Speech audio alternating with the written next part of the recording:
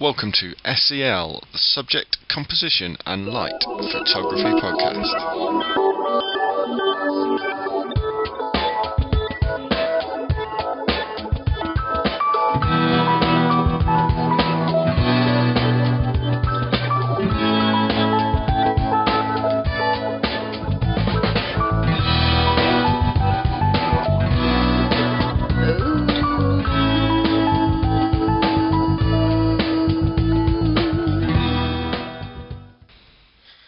Hi and welcome to SCL, the Subject, Composition and Light Podcast. My name's Rob from robnonphoto.com, and this podcast is all about sort of my learning experiences and trying to become a better photographer, and then sharing sort of those things with everybody else as well.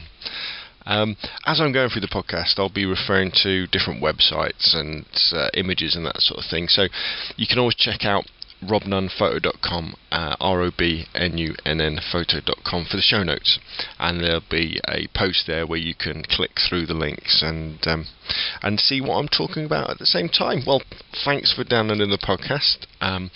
What we're going to be doing today is a little bit of news.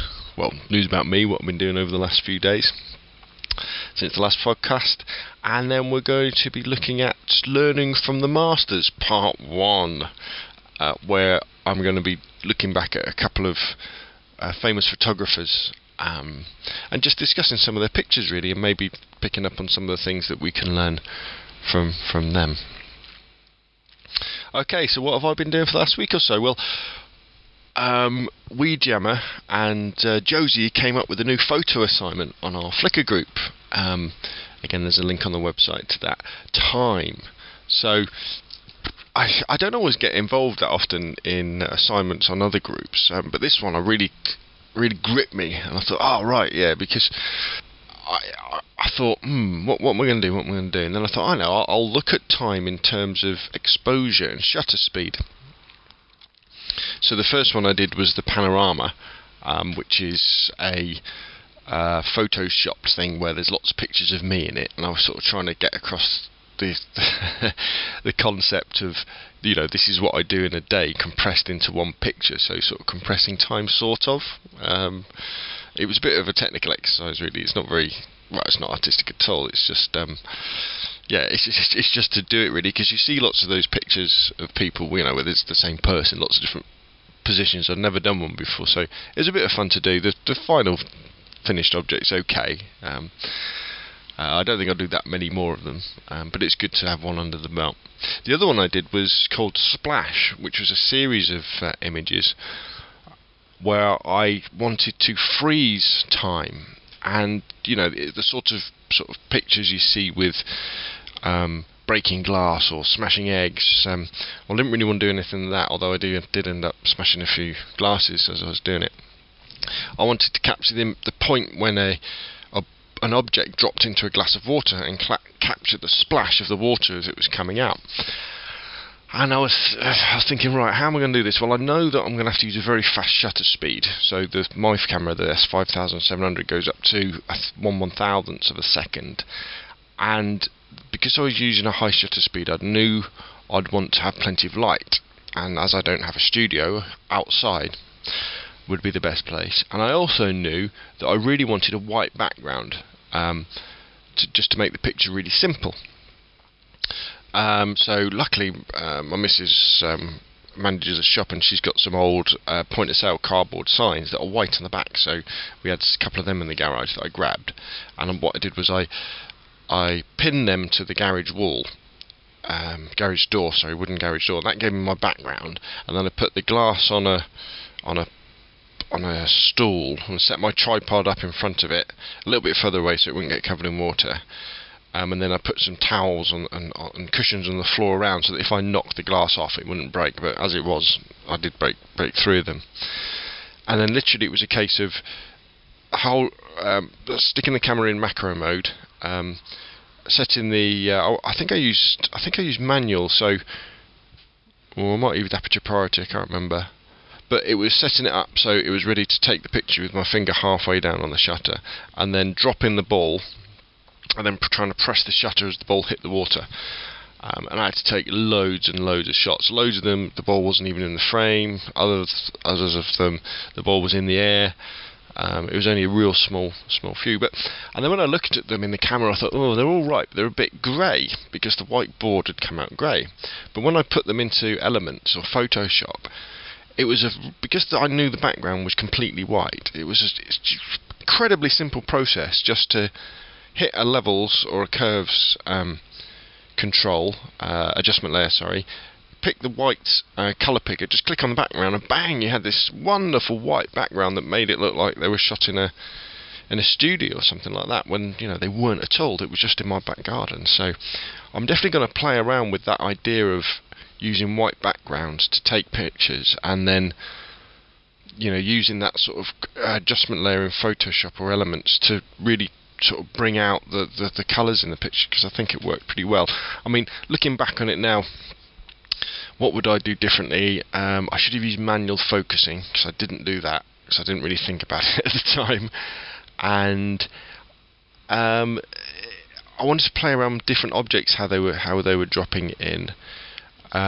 Maybe different coloured liquids as well. Might have been quite fun. I don't know. It was good to do. It was good to do, and it was really nice to know that the camera could capture that sort of detail. Maybe, I tell you what probably would be really cool with something like that, would be to have the white background, but then have a coloured light shining on the water. So the water was so you can still use water, but it would be a different colour. Maybe use like a table lamp or something, but put some cellophane over it. Or the other thing would be to use flash as well. I should have made Weejammer's flash diffuser and use that to see if that would excuse me, freeze the frame. But yeah, I'd recommend anybody having a go at that. It's dead easy. All you need is your tripod, a white background, glass, and just be prepared to wipe it up as well. Anyway, so that picture went into the Flickr forum and the theme, the assignment we're working on. Commander Data, who's another member of the Flickr forum, has done an interesting shot where what he's gone for the long exposure sort of treatment, where there's a dog running through the frame, so you get this great feeling of speed and movement as this dog walks through. And I really like that effect. So I think, bearing as my sort of theme for the first two has been sort of like a multiple exposure and then freezing the frame, I think I'm probably going to do something next as well with a long exposure. But we'll have to see. I was going to go out today, but it's throwing it down outside, so I don't think that's going to be happening. If you do fancy taking part in the assignment, just head over to flickr.com, just search for Rob Nonphoto, and in the groups, and you'll find it. Just join the group, and for this assignment time, you can post up to 3 pics. No time limit. Well, we said the end of the month, but there's no real rules about it. It's just nice and casual. Just go out and see what it means to you. I mean, I'm really excited to see people's different sort of takes on the subjects. Like there could be clocks, towers, watches, people rushing around. I don't know, what else could you do? Toast popping out of a toaster. I was going to do a Doctor Who themed shot as well, but I'm not sure about that now. Anyway, so if you go over to forum and submit your images on the 3rd, that'd be really good. Right, what else happened last week? Oh, I got a picture on the homepage of fujifilm.co.uk, which was quite nice. They sent me an email saying, we've put your picture on the homepage. If you've got a problem with it, please email us. So that was okay. So if you've got, I think you might have to have a British registered or Irish registered camera, but you can go over there and register your camera, and they do monthly competitions to win cameras. And you can upload a few of your photos, 6 of your photos, and there's some forums. It's a bit, I don't know, I prefer the Flickr forums. I mean, it's okay. The competition, though, there's loads of really fierce competition. It's with their ones, you can submit any image you've ever taken. And I look through some of them, and I think there's a lot of stock photography hanging around in that competition, a lot of pros as well. So yeah, I don't know. I'm always a bit wary of competition because they're so subjective that you can, and you've got to have a winner when, you know, different photographs are better for different reasons, aren't they? But if you fancy it, go for it. I mean, I submit an image every month. I've done one this month, but I think it's pretty pants. But, you know, it's okay. Also, if you're not sure about how depth of field and aperture works, if you look on robnunphoto.com, I've done a little video about it as well. Excuse me, a real basic video. The quality isn't great, but the idea is just trying to explain how larger and smaller apertures change depth of field and what sort of artistic effect that has on your images. Oh yeah, homemade reflectors. I mean, you haven't seen the video on the site already. What happened was I was walking along the road with my son the other day, and this, well, I knew afterwards it was tent, but this like material was blowing down the road, and these cars were running over it, and it looked like it might cause an accident. So I grabbed it, took it home, and I was going to throw it away when I discovered it was what was left of a child's pop-up tent. And I thought, all right. And then I thought. It's silver, so it was reflective. So, hey, I've got homemade reflectors here. So I cut them up, two of the round bits up, and clean them up a bit. And because of that pop-up tent sort of stuff, I can fold them up and put them in my camera bag really easily. But the other cool thing is that they're silver on one side and black on the other.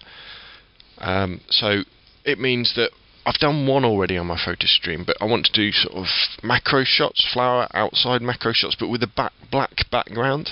A few of the guys on Flickr do this. So you can sort of isolate the flower from the background. I mean, instead of going for a nice bokeh depth of field sort of blurred background, you just have a black background like you would have in a studio, and I think it's really, really nice. So I'm going to be playing around with that.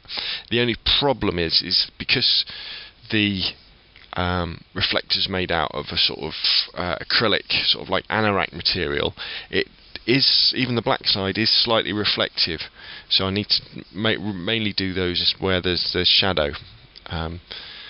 So yeah, so I'm excited to have a play with that, and have a play with the reflector as well, but I don't really use reflectors very much at all, so I'm not quite sure when I'm going to. But at least I'll have it in my camera bag to use it. Didn't take that many photographs this week, apart from the sort of splash one, but I did go on a bit of a photo walk on Friday. I've called it the Gosport Gander, because it was a funny day, because I got up and the sky was really nice. There was lots of clouds, but I didn't have enough time to go somewhere really differently, so I was visiting areas that I've been before. And I guess the most interesting place was Stanley Park in Alverstoke in Gosport, which is like a nice little sort of country park, well, really small country park with trees and a wooded area. And I wish I'd gone earlier in the summer, because in one of the places of the park there's like this hidden walled garden, and it has a raised flower bed in the middle, which is perfect for macro shots, because you have an instant bokeh, background, because the anything else that's behind these flowers is sort of 12 feet away, so everything blurs really, really nicely. So you've got to imagine the picture. There I am, I've set my tripod up on the edge of this raised flower bed, and there's an old couple watching me, and I thought, oh no, I'll do the black background on it. So I got my black reflector out, and I was sort of holding it behind, but I couldn't reach the camera and the reflector at the same time to put the camera on shutter delay. So I had to set the camera up, focus it up, stick it on shutter timer delay, 10 seconds, start it off, run around this flower bed to get to the other side to stick this reflector in place. So yeah, so it was quite interesting. There was some, I don't know, the problem with country parks and sort of wooded areas and things is often you'll see a scene and you'll think, oh, that's wonderful, because your eyes can pick up the 3 dimensions, but there's a panorama I did of that day, and for me, when I was sort of sitting there looking at it, it was like, oh wow, look at that lovely sky and these lovely trees. But when I actually did all the post-processing, they all turned into a bit of a green blob, which is a bit disappointing. I guess I should have tried a different angle. One thing about that picture is there really isn't that many diagonals in it, so maybe if I'd taken a picture from underneath a tree with the branches sort of framing the image out into another tree, that might have worked. But my belief is, even if you go out and you go on a photo walk, you take a few shots, even if none of the pictures turn out great, at least you've been out with your camera practicing and getting into the groove and learning things. So any day, with a camera in your hand is always a good day. Okay, so looking at photos from past photographic masters, or current ones as well. I guess if you ask me, who named some famous photographers, I'd be pretty much, there's probably not many I could name on one hand. It would tend to be people like, David Bailey from the "Who Do You Think You Are?" David Bailey adverts that used to be on TV, and Ansel Adams, of course. Most people have heard of Ansel Adams, but that's probably about it. So I'm really aware that I don't really know much about the history of photography and the history of photographers. Who were the people who were sort of leading the way with new styles and new techniques. So one of the things I thought I'd do in the podcast is every now and again, not every week, but maybe every few weeks, encourage us to look back at some of these photographers, to see what we can, to gain inspiration from their images, and build up this subconscious collection of photographs we have in our mind, so that when we visit particular areas, something might click and go, "Oh, I remember when I saw this picture by Ansel Adams that was similar to this. Maybe if I look at it from this angle, I can sort of be inspired by that." Because it's not about copying their work, because you can argue, anything that's been anything that's out there's been photographed already. But really, we're putting a new spin on everything. We're adding our personality into what we see. So speaking of Ansel Adams, the first guy we'd like to look at is Ansel Adams. Born in 1902, died in 1984. Really populous and famous in America, mainly for his black and white landscapes of the American West. And if you go over to anseladams.com, that's ANSELADAMS.com, you can see quite a few of his images, black and white, most of them. I think they all are, and some of them are really quite magical. The ones I've particularly been looking at is which is the first one, Mount Williamson, and the image he took in 1945, which is just this. It's a bit hard to describe. It's very contemporary, if you ask me, because it's a typical sort of landscape you see in magazines and things. So there's this rocks in the foreground that are in focus, and then it goes away to these mountains in the distance with the clouds over them. But you've also got those shining God rays coming down through the sky, and it's really quite an inspirational images. And you can pick up the things that we should be looking for when we do our landscapes. Have a nice detailed foreground, have an interesting background, make sure the sky is correctly exposed. Look for in this particular shot, we're really looking at symmetry in the picture, with the rock in the foreground and the mountains in the background. You can learn so much by looking at that particular image. And then you'd have images like rose and driftwood, which is a macro shot of a flower on a piece of wood, and you can see the way that he's brought out the textures in the wood and the flower, and the way that the shadows fall across the wood from the flower. Really interesting way of looking at something. Another one is Clearing Winter Storm, which he took in 1944. And with all these pictures, what I've done is if you go to the website, I've put links to the individual pictures, and this is the shot sort of down a valley. So you've got some in a mountain area, so you've got these plants in the foreground, and then you go into the distance in the valley, and you've got the peaks of the mountains on either side, and the low clouds are sort of hanging around the mountain sides. The remains of, I think it's snow on the sides as well. Really beautiful image. But you can see the building blocks there that you can put into your own photographs. Interesting foreground, middle, background, nice sky with clouds on. Use a small aperture so that lots of things are in focus, obviously using a tripod. And the beauty about looking at Ansel Adams' black and white images, and black and white images in general, is the way that black and white really focuses you on the subject of the picture. You don't have any distracting colours. You're really looking at the image, the textures you can see in the image, and the layout, the form and the composition, which I think is really, really, really nice. Another guy to check out is I think he's a Japanese photographer called Hiroshi Sugimoto, who was born in 1948 and is still photographing today. And he's really interesting. Let me give you the link. It's www.sugimotohiroshi. He started off by taking pictures in New York, I think in their Natural History Museum.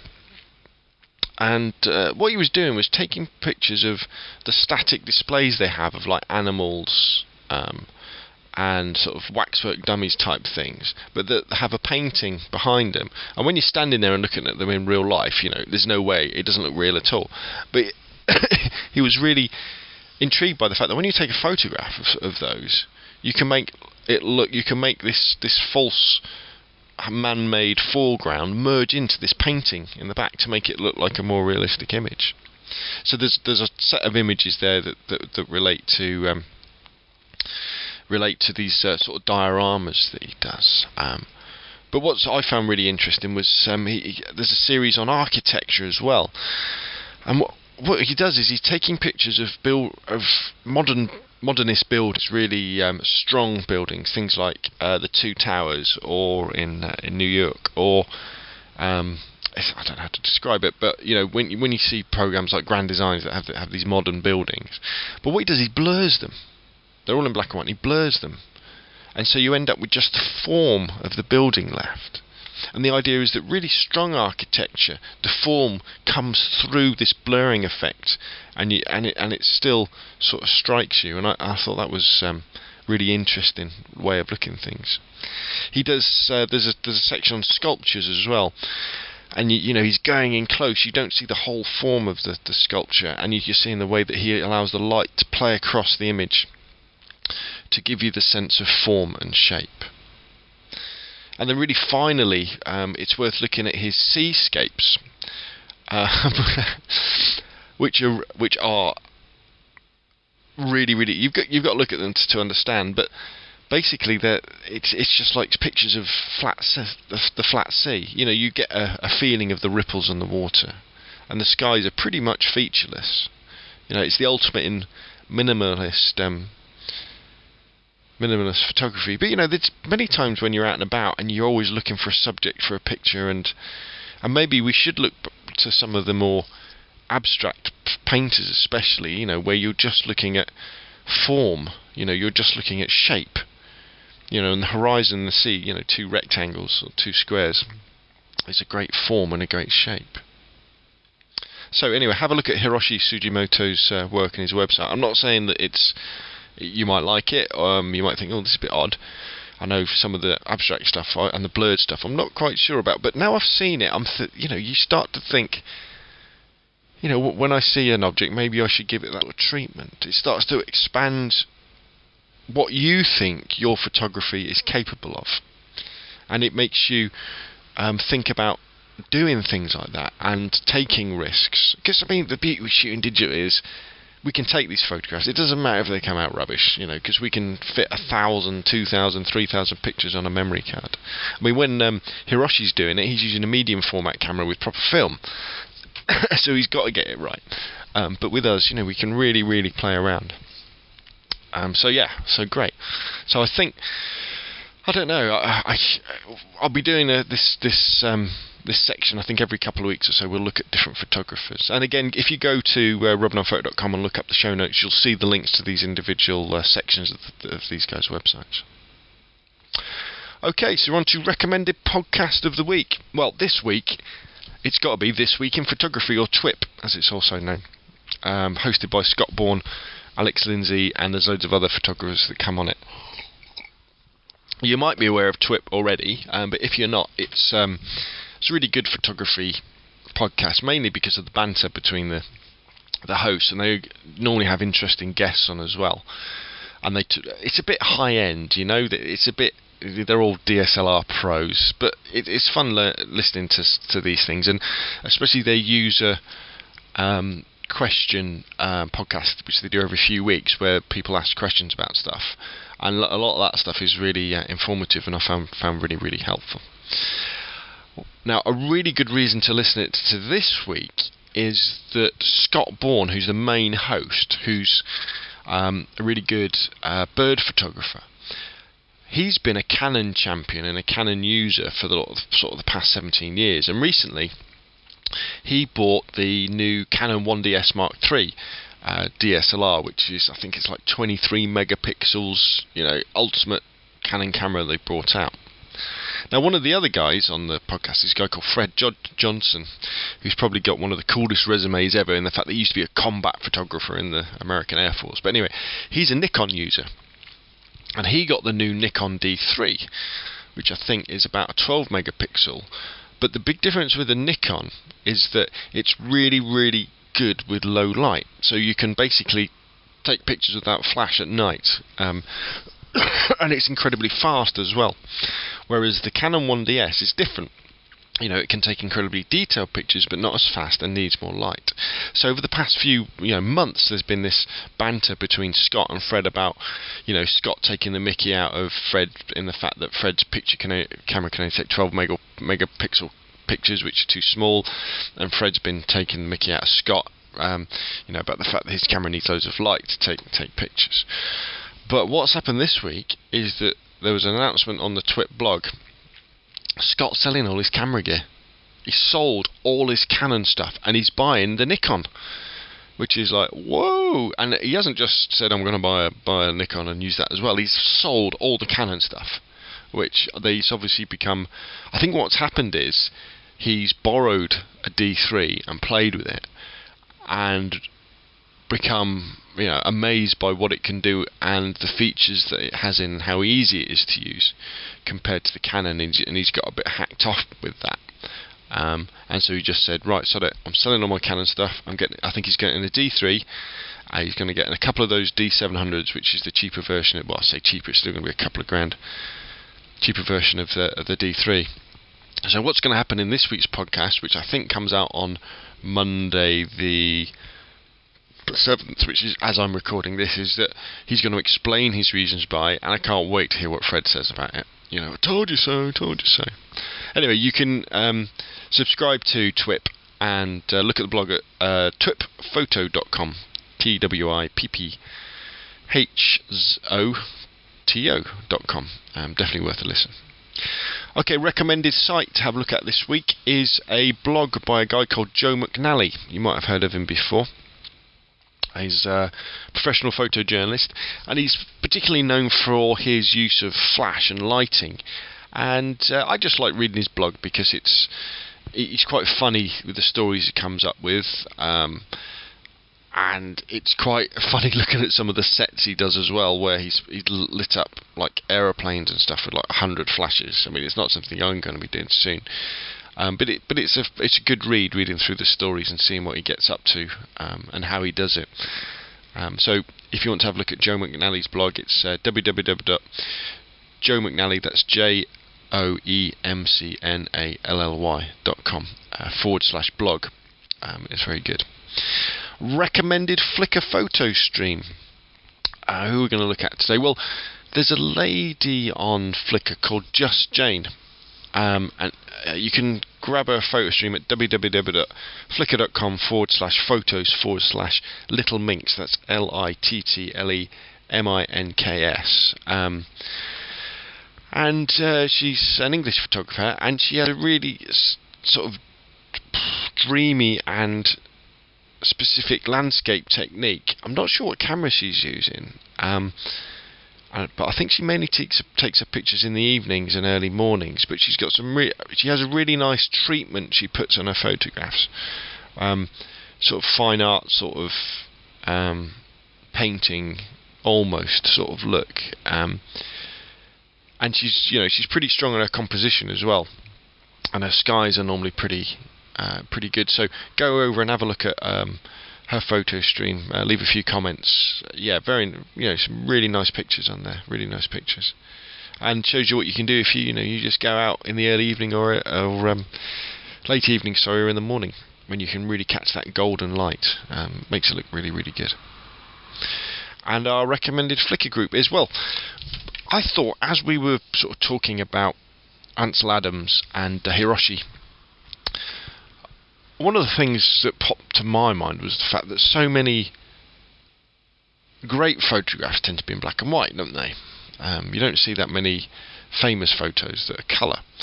So one of the groups it might be worth checking out is the black and white group over on Flickr. So that's flickr.com/groups/black and white, BLACKANDWHITE.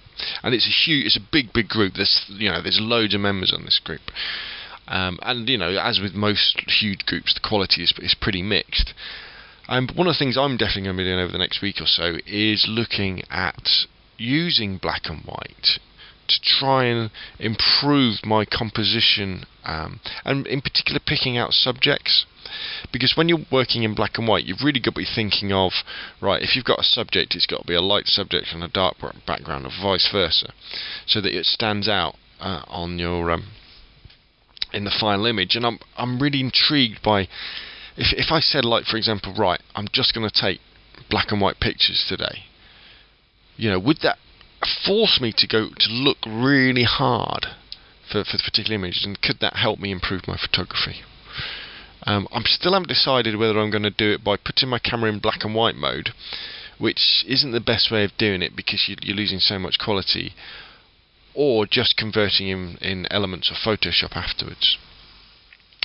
The reason why I want to go with black and white mode in the camera is because I know that if I take colour shots, I'll end up using them as colour shots and not converting them to black and white. Whereas if I force myself to use black and white, and it's black and white in the viewfinder, I won't have any choice. I've got to make it right. And also, what then happen is that instead of using Photoshop to change how the image looks in terms of shades of grey and stuff, I can use my Cokin filters on the front as well, my red, yellow and blue one, to see what changes that does. So anyway, go on over to the black and white Flickr group and check out their images, and maybe think about taking some black and white photos. Alright, well, that's it for today.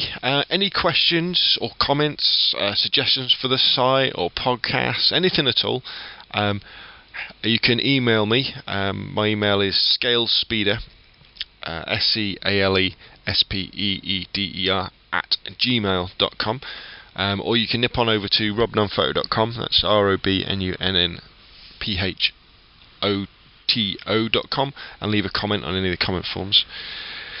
And obviously in the Flickr group as well, if you go over to www.flickr.com/groups/robnunnphoto, you can leave comments or questions there, and please join and take part in the assignment we've got running at the moment. It's not a competition, it's all about just taking part and improving our photography together.